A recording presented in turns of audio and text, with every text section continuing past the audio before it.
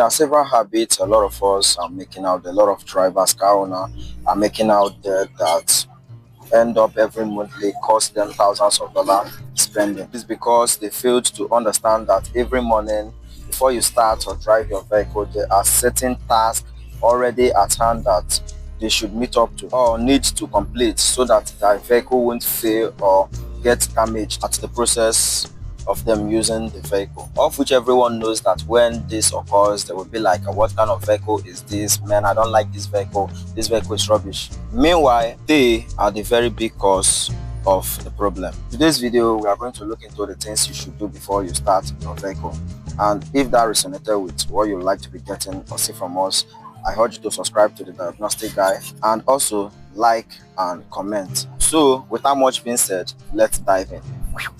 A lot of people uses their vehicle inconsiderate of the time the vehicle has been packed. All they just know is to come, they open their vehicle, and then they furthermore to setting their key on the key switch to start their vehicle, which is very wrong. Man, that's very wrong. Bro, before you make this kind of mistake, always bear in mind that every morning you have to open the hood to check the engine oil, the water level, because it's you forgetting that will lead to just coming over to your key switch, open the door and start your vehicle. So avoid that costly repair by turning off the ignition. Don't start and then come over to the hood, pop the hood, remove the key from the key switch, and then over to the bonnet, open it. Okay, we have the engine that meets your attention every morning, and also we have a coolant over here, and after the coolant we also have the power steering fluid over here and the hydraulic. This is the hydraulic or alid, whichever you will call it, and also this is for the transmission, which is the gearbox. Some people call it transmission, some call it gearbox. So the first is for you to pull out the dipstick and check where currently the oil level is. Okay, so since you've just pulled out, what you should do is clean away the first oil that you saw on the dipstick. Okay, because the process we're about to complete is to check the oil level on our engine, and after you've properly cleaned, you can see that there's no oil. Then you dip in back, okay, and pull out. So if you pull out, you see where the oil level is currently. This is the point. Okay, this is to tell you that yes, our oil is well gauged. So if you see something like your oil at this level, it means danger.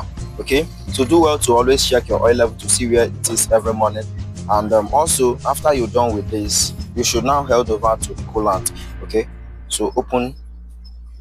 Okay, you can see that there's water. There's, depending on the one you are using, some use water, some use radiator coolant, so depending, but make sure you have your coolant or your water inside. So you can see that there is water. So if there is no water, then you add your water.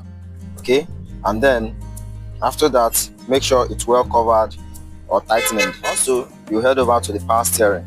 Okay, you open to see if there is oil. Okay, yeah, there's oil. And after that, cover back and move to the brake area, which is hydraulic or alid. Okay, you can see that also we have the hydraulic or alid. And the last, which is the transmission, you pull out your transmission gauge, okay, and check also. Okay, you can see where it is currently. We have oil in our transmission. There is oil, so we dip in back. So if you've completed all these listed above, you can now successfully, peacefully start your vehicle without having any doubt that your engine or your vehicle will fail you.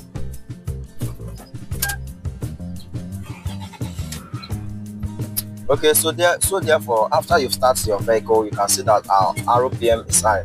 This is because we just started the vehicle. Okay, so after you start your vehicle, you should allow it to idle for at least a while, 5 minutes, 10 minutes, so as to balance the engine. Okay, so the RPM will be coming down gradually. So you can see it that it's coming down gradually, almost on 1. Okay, then 1 at the dot right now. So we have come to an end of the video. Hope you understood everything I said. If you didn't understand, then drop a comment and I will reply immediately. Yeah, immediately. Okay, so if you like this kind of content that I do drop, I talk about car like men diagnostic guy. I repair sensors, fix, we drop them. So comment if you didn't understand and I'll explain more to you. So see you guys in the next video, the diagnostic guy.